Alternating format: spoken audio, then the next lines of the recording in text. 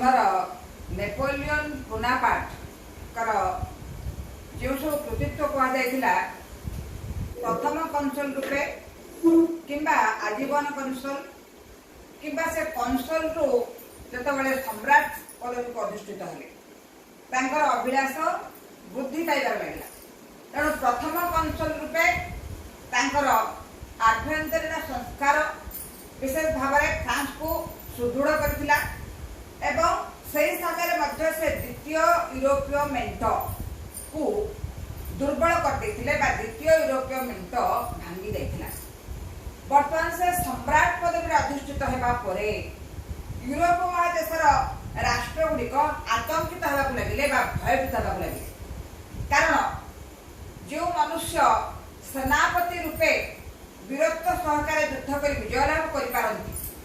एवं कौशल भाव में फ्रांस पाई संग्राम करी से विभिन्न राष्ट्र गुड़ी को परास्त कर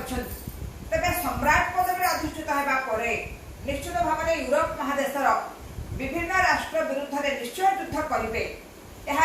यूरोपीय राष्ट्र गुड़िक से समय चिंता कले एवं निजर सामरिक प्रस्तुति करने आरंभ कले तबे आम जाने जे द्वितीय यूरोपीय मेंट भांगी जाइथिला जेतबे नेपोलियन कन्सल भाव में कार्य करथिले बा ऑस्ट्रिया को परास्त करथिले बा द्वितीय इटाली अभियान रे ऑस्ट्रिया को बारंबार परास्त करथिले। वर्तमान में देखिबा जे जेतबे नेपोलियन बोनापार्ट सम्राट पदवी को अधिष्ठित हेले तो फ्रांस रो प्रधान शत्रु इंग्लैंड थिला।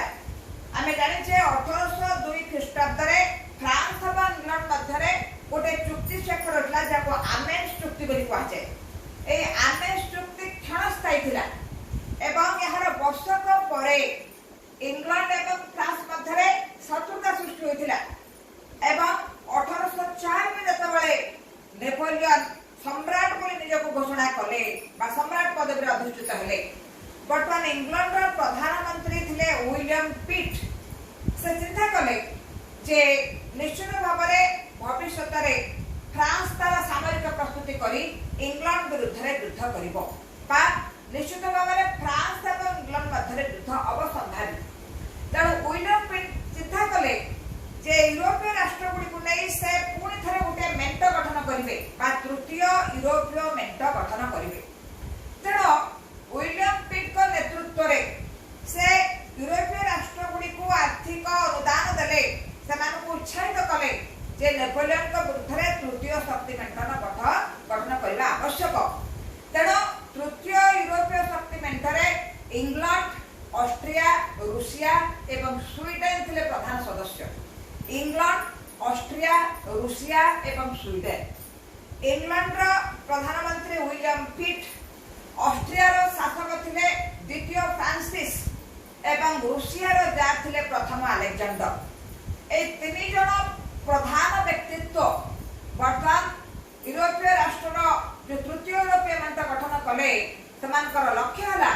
जे किभली भाव में नेपोलियन जो आक्रमण को समाने प्रतिरोध करेंगे नेपोलियन शक्ति को विरोध करेंगे भविष्य में नेपोलियन जो भाव में यूरोपीय राष्ट्र गुड़ी को आक्रमण कर अपराजय भाव में निजक प्रमाणित न करती तबे तृतीय यूरोपीय मेंट गठन होगा नेपोलियन चिंता कले निश्चित भाव में इंग्लैंड नौ पथरे जल पथरे अपराजय तेणु जल पथरे इंग्लैंड को सम्मुखीन होगा कष्टकर तेणु स्थल पथरे इंग्लैंड को आक्रमण कर विषय चिंता कर समय इंग्लैंड विरुद्ध युद्ध करेंगे बोली नेपोलियन तले फ्रांस रे सामरिक प्रस्तुति करुछंती से समय 1805 ख्रीष्टाब्द ऑस्ट्रिया एवं रूसिया मिलित भाव फ्रांस दिगरे सैन्य चालना कले एवं युद्ध घोषणा कले तेणु 1805 ख्रीष्टाब्द उलम युद्ध प्रथम उलम युद्ध संघटित होता अर्थ नेपोलियन सम्राट पदवी अधिष्ठित होगा प्रथम युद्ध उलम युद्ध 1805 ख्रीष्टाब्द वर्तमान ऑस्ट्रिया एवं रूसिया मिलित सैन्य बाहिनी नेपोलियन को उलम नामक स्थान में मिलित हेले नेपोलियन फरासी सैन्य बाहिनी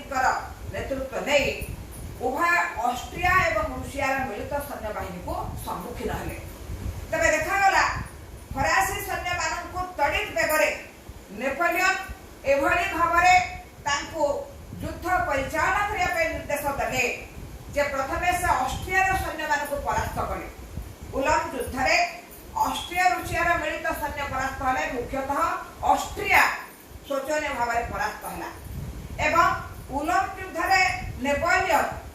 जितेबाला ऑस्ट्रिया सैन्य मानक परास्त कले से समय देखागला जे ऑस्ट्रिया जे सेनापति सैन्य बाहिनी सेनापति थे 50,000 बा 50,000 सैन्य अधीन थे। नेपोलियन द्वारा परास्त होगा पर 50,000 सैन्य सहित नेपोलियन निकट से आत्मसमर्पण कले उलन युद्ध में वर्तमान नेपोलियन विजय लाभ कले ऑस्ट्रिया सैन्य बाहिनी को परास्त कले। तबे युद्ध किछि समय पर देखागला जे नेपोलियन आउ गोटे युद्धर सम्मुखीन हेले से 1805 ख्रीष्टाब्द जहाँ कहुए ट्राफालगार युद्ध। ट्राफालगार युद्ध कौन देखागला उलन युद्ध में नेपोलियन जितेबाला जय लाभ कले सेतेबाला इंग्लैंड नौभेलार नौ सेनापति थे एडमिराल नेल्सन बा लॉर्ड नेल्सन। लॉर्ड नेल्सन फरासी नौभेला को ट्राफालगार अंतरिक ठारे से आक्रमण कले एवं लॉर्ड नेल्सन फरासी नौभेला गुड़ी को आक्रमण करी को ध्वंस कर चलिए। तेणु इंग्रेज नौभेला लॉर्ड नेल्सन को नेतृत्व में जलपथरे फरासी नौभेला गुड़ी को ध्वंस करने को चलला। ट्राफालगार युद्ध में लॉर्ड नेल्सन जयलाभ करते फरासी नौभेला गुड़ी को ध्वंस कर देते हुए तो से युद्ध में लॉर्ड नेल्सन निहत होते निहत हेले सुधा से प्रमाण करते जे जल शक्ति रे बा नौ शक्ति रे इंग्लैंड होची अपराजय बा फरासी नौभेला गुड़ी को इंग्रेज नौभेला गुड़ी को परास्त करने संभव नहे। तबे ट्राफालगार युद्ध में इंग्रेज नौभेलार जय होइथिला बा लॉर्ड नेल्सन फरासी नौभेला गुड़ी को ध्वस्त विध्वस्त कर देथिले। एहा नेपोलियन को पाई एक सतर्क सूचना थिला जे जल पथरे इंग्लैंड को परास्त करने संभव नहे। तबे उलन युद्ध में जयलाभ करिथिबा नेपोलियन वर्तमान चिंता कले जे किभली भाबरे से पुणी थरे युद्ध क्षेत्र में अवतीर्ण हेले। ऑस्टारलिट युद्ध 1805 ख्रीष्टाब्द में संगठित होता। ऑस्टारलिट युद्ध बैटल ऑफ ऑस्टारलिच। ऑस्टारलिच युद्ध रे किए मिलित होइथिले ऑस्ट्रिया एवं रूसिया। ऑस्ट्रिया एवं रूसिया मिलित भावरे पुनर्बार नेपोलियन को विरुद्ध में ऑस्ट्रेलिया नामक स्थान में युद्ध घोषणा करते। तबे ए ऑस्ट्रेलिया युद्ध मध्य एक महान युद्ध थिला एक भीषण युद्ध थिला एवं नेपोलियन को नेतृत्व में फरासी सेना मिलित सेना को ऑस्ट्रिया एवं रूसिया रो मिलित सेना को द्वितीय फ्रांसिस थिले ऑस्ट्रिया रो शासक एवं प्रथम अलेक्जेंडर थिले रूसिया रो शासक। प्रथम युद्ध में जेहेतु नेपोलियन विजय लाभ करते उलन युद्ध में तेणु पुनर्बार ऑस्ट्रिया और रूसिया चाहिए जे नेपोलियन को पुणी थे सम्मुखीन हे युद्ध क्षेत्र में। तेणु ऑस्ट्रेलियन युद्ध में नेपोलियन पुनर्बार ए मिलित सैन्य बाहिनी को परास्त कले। तबे ऑस्ट्रिया सैन्य बाहिनी और रूसिया सैन्य बाहिनी मिलित भाव में नेपोलियन को द्वारा पराजित हेले। ऑस्ट्रिया सम्राट होगा पर नेपोलियन को द्वारा द्वितीय थर पराजित है एवं रूसिया सैन्य मान पराजित है। तबे ऑस्ट्रेलियन युद्ध नेपोलियन को समय से सम्राट होगा पर जो युद्ध करथिले यह एक विशिष्ट युद्ध थिला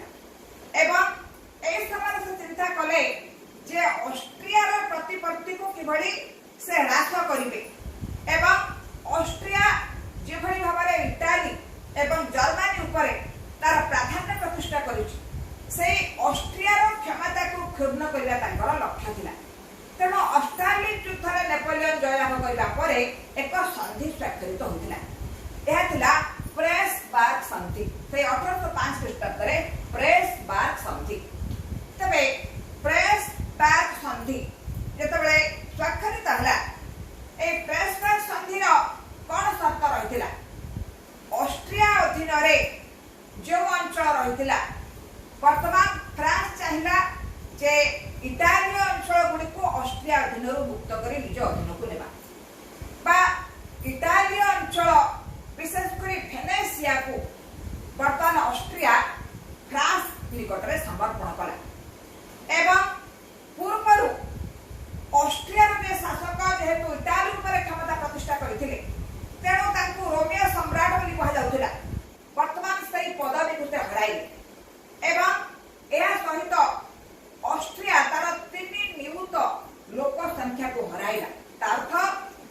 अंचल बर्तमान ऑस्ट्रिया नेपोलियन को निकट समर्पण कला बा फ्रांस निकट समर्पण कला तो एक विशाल भूखंड को हराइला जो तार विपुल अर्थनैतिक क्षति घटिला कारण से विशाल भूखंड राजस्व भाव में जो अर्थ संग्रह ऑस्ट्रिया संग्रह करुला बर्तमान ताहा से हराइला तेणु इटालीय राज्य उपरे बर्तमान नेपोलियन क्षमता प्रतिष्ठा कले एकदा जो अंचल उपरे ऑस्ट्रिया तार प्राधान्य प्रतिष्ठा करथिला तेणु इटालीय राज्य विशेषकर भेनेशिया फ्रांस अधीनस्थ है एवं सबुदिन ऑस्ट्रिया इटाली उपरे क्षमता प्रतिष्ठा करी जो से यूरोपीय सम्राट बने निजको घोषणा करुथिला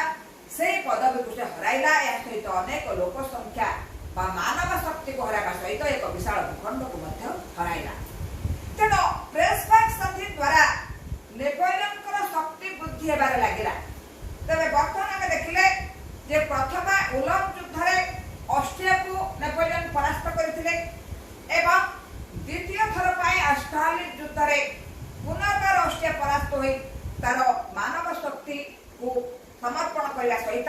अंचल मध्य समर्पण करथिला एवं रूसिया एवं ऑस्ट्रिया मिलित सैन्य बाहिनी ऑस्ट्रेलिया युद्ध रे पराजित होइथिले तबे वर्तमान नेपोलियन शक्ति वृद्धि पाइबा को लागिला से समय को जब देखिबा तृतीय यूरोपीय शक्ति मेंट आमे जानिछे प्रुसिया बोली मध्य गोटे राष्ट्र रहिछि ऑस्ट्रिया प्रुसिया रूसिया इंग्लैंड जो गुडी को द्वितीय यूरोपीय शक्ति मेंट द्वितीय यूरोपीय मेंट रे रहिथिले तृतीय यूरोपीय मेंट रे प्रुसिया संपृक्त नथिला एवं से समय प्रुसिया थिला जर्मनी रो एक बृहत राज्य बृहत राष्ट्र आमे जानिछे प्रुसिया रो नेतृत्व रे जर्मनी जातीय राष्ट्र गठन होइतिला तबे प्रुसिया रो शासक सेतबे थिले तृतीय फ्रेडरिक विलियम ए तृतीय फ्रेडरिक विलियम को जतबे इंग्लैंड रो प्रधानमंत्री विलियम पिट तांको कहिथिले जे तुमे आसी ए तृतीय यूरोपीय मेंटरे एक सदस्य भाबरे अंतर्भुक्त हो सेतबे दुर्बल व्यक्तित्व होइतिबारु तृतीय फ्रेडरिक विलियम ए तृतीय यूरोपीय मेंटरे सदस्य होई नथिले बा एथिरे प्रवेश करि नथिले तेणु वर्तमान प्रुसिया सम्राट तृतीय फ्रेडरिक विलियम का विरुद्ध रे युद्ध करिया पय नेपोलियन चाहिए तेणु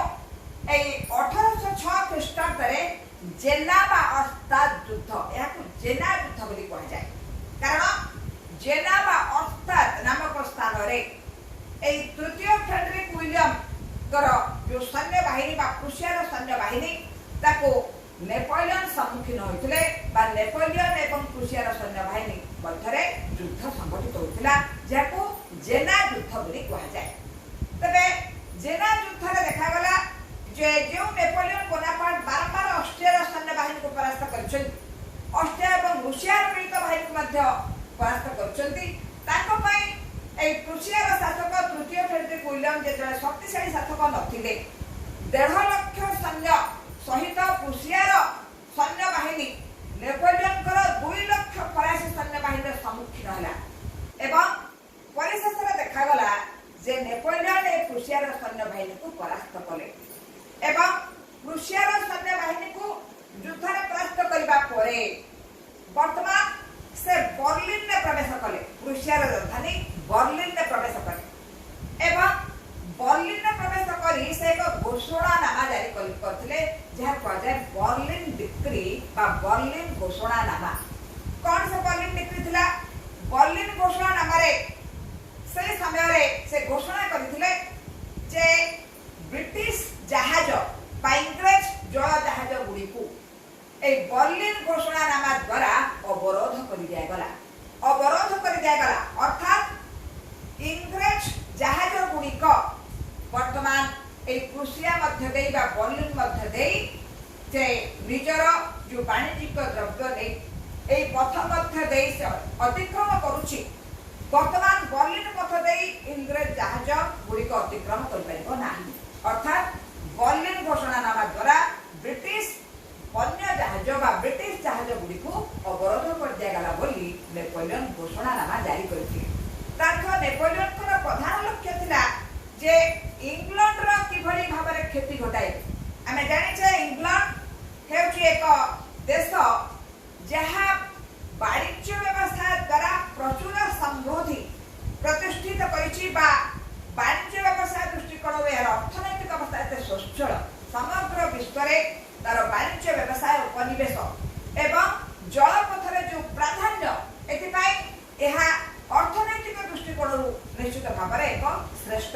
କରିଥିଲା ବୋଲି କହିଲେ ଅତ୍ୟୁକ୍ତି ହେବ ନାହିଁ।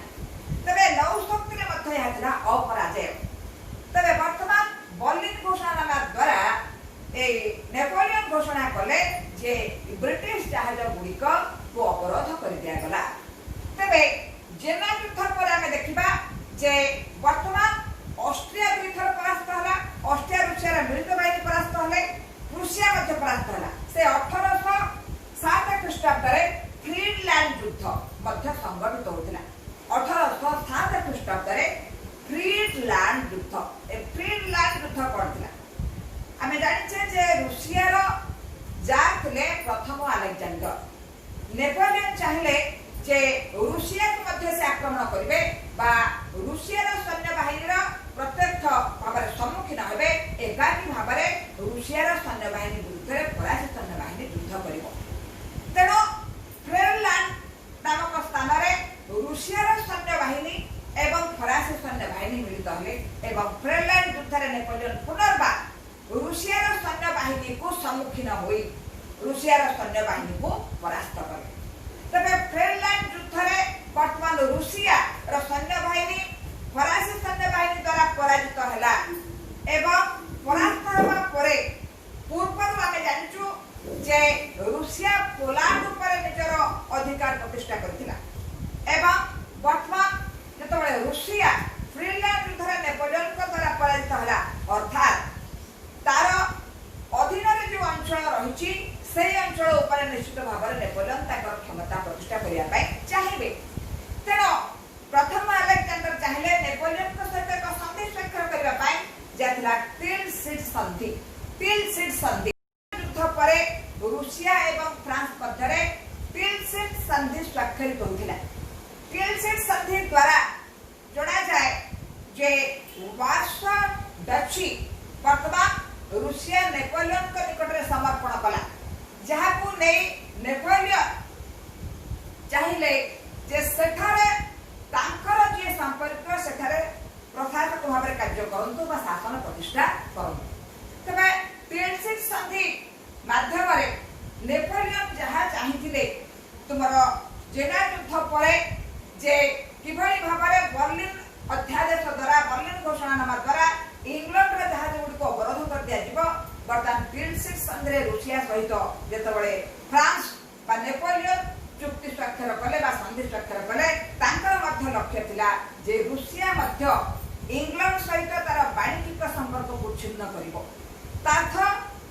ব্রিটিশ জল জাহাজ গুড়িক বা ব্রিটিশ নৌশক্তিକୁ কিভাবে ভাবে অবরোধ করে দিয়াଯିବ। তার্থ यूरोप महादेशरे बर्तमान केवल इंग्लैंड एवं स्वीडेन को छाड़देले तृतीय यूरोपीय मेंटर ऑस्ट्रिया, रूसिया एवं प्रुसिया एमाने नेपोलियन द्वारा बर्तमान परास्त हो सारी। तेणु इंग्लैंड एवं स्वीडेन स्वीडेन से भाव में शक्तिशाली नथिला। तेणु गोटे शक्तिशाली देश थिला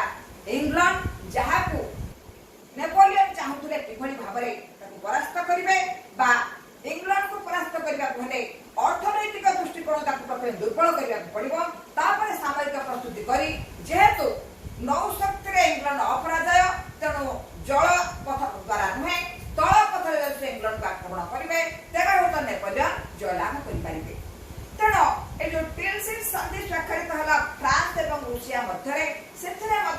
नेपोलियन शर्त रखी जे भविष्य आलेक्जेंडर इंग्लैंड सहित वाणिज्यिक संपर्क को छिन्न करेंगे। तार्थ इंग्लैंड एवं रूसिया मध्य पूर्व जो वाणिज्यिक संपर्क थिला ताकू छिन्न कर दिया एवं रूसिया बंदर को ब्रिटिश जहाज अवरोध कर दिया। तेरे यही भाव में अनेक गुड़िए युद्ध जहाँ तुमको वर्तमान को कहली उलन युद्ध एवं ऑस्ट्रेलिया युद्ध, जेना युद्ध, फिनलैंड युद्ध ए सब युद्ध गुड़िक से किभली ऑस्ट्रिया को दुई थर, रूसिया एवं प्रुसिया को परास्त करथिले। जदिओ ए ट्राफालगार युद्ध रे यह नौ युद्ध थिला। ट्राफालगार युद्ध रे इंग्रेज नौशक्ति फरासी नौशक्ति को परास्त करथिले। तेणु जल पथरे इंग्लैंड को परास्त करबा कष्टकर यह नेपोलियन निश्चित भाव जानते। तबे तल पथरे नेपोलियन इंग्लैंड को परास्त करबा घरे यूरोपीय शक्ति मेंट गुडी को इंग्लैंड थारो पई भिन्न भिन्न युद्ध रे एई देश ऑस्ट्रिया रूसिया को से परास्त करनेले। प्रुसिया अधीनस्थ अंचल, रुथिया अधीनस्थ अंचल एवं ऑस्ट्रिया अधीनस्थ अंचल को फ्रांस अधीनस्थ कले एवं निजको शक्तिशाली भाव सुदृढ़ कले।